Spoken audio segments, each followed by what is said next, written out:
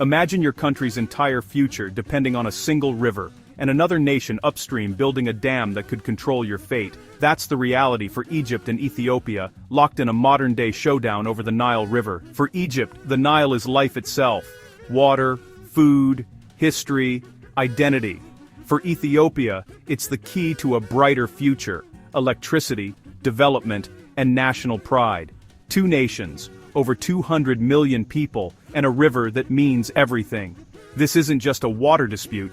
It's a battle for survival and ambition, with the balance of power in Africa at stake. Egypt, with its military might and historic claim, faces Ethiopia, a rising power determined to use its resources. Both believe they're right, making compromise nearly impossible. The question: who owns a river, the country where it ends, or where it begins?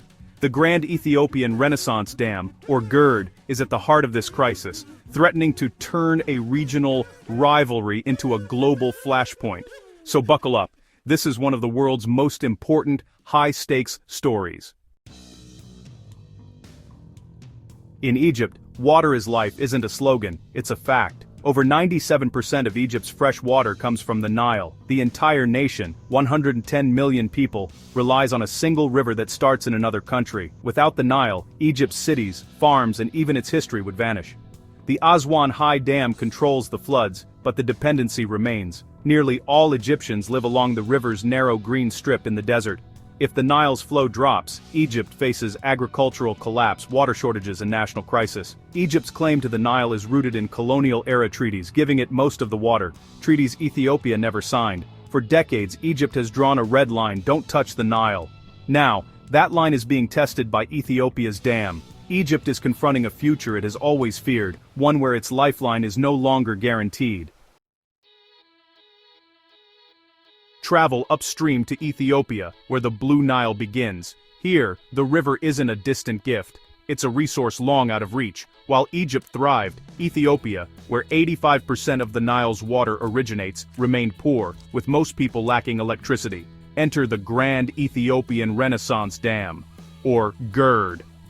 Africa's largest hydroelectric project, built to transform Ethiopia's future. The dam's massive reservoir can hold more water than some countries, aiming to double Ethiopia's electricity output. GERD is more than concrete and steel, it's a symbol of national rebirth, funded by millions of Ethiopians. With reliable power, Ethiopia hopes to industrialize, modernize agriculture, and export electricity across Africa. The dam is a declaration: Ethiopia will control its own destiny. For Ethiopians, GERD is a monument to ambition and sacrifice. The benefits could be transformative: jobs, investment, and regional influence. But for Egypt, it's a threat to survival. Ethiopia isn't just building a dam, it's building a new future, and it won't back down. The stage is set for a clash of dreams and fears. From Egypt's view, Ethiopia's dream is their nightmare. The GERD's reservoir means Ethiopia controls how much water flows downstream. Egypt fears a rapid fill could devastate its farms and cities. Even after filling, droughts could mean Ethiopia keeps water for itself. Egypt wants a binding agreement on how the dam is filled and operated, especially during dry years, a safety net for its survival. Ethiopia resists, seeing this as a threat to its sovereignty and right to develop. The dispute isn't just about water. It's about power, pride, and the fear of losing influence. Egypt's leaders face immense pressure, not just to secure water, but to defend national honor. The GERD challenges Egypt's historic dominance, signaling a new era in African geopolitics. Compromise is hard when both sides see surrender in any concession.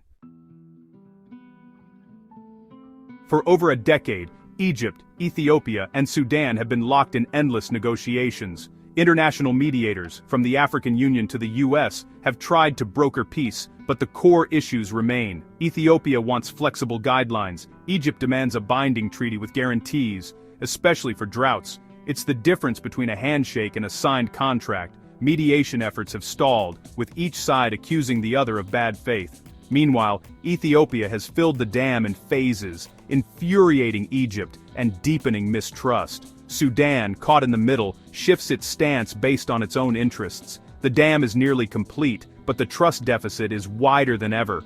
The longer talks drag on, the more irreversible the situation becomes. Diplomacy is running out of time as concrete and water set the new reality. When talks stall and stakes are existential, the threat of conflict grows. Egyptian leaders have warned that all options are on the table, a thinly veiled threat of war. Both countries have ramped up their militaries. Egypt's powerful army and Ethiopia's battle-hardened forces stand ready. The Giard is now a strategic target, not just an economic asset.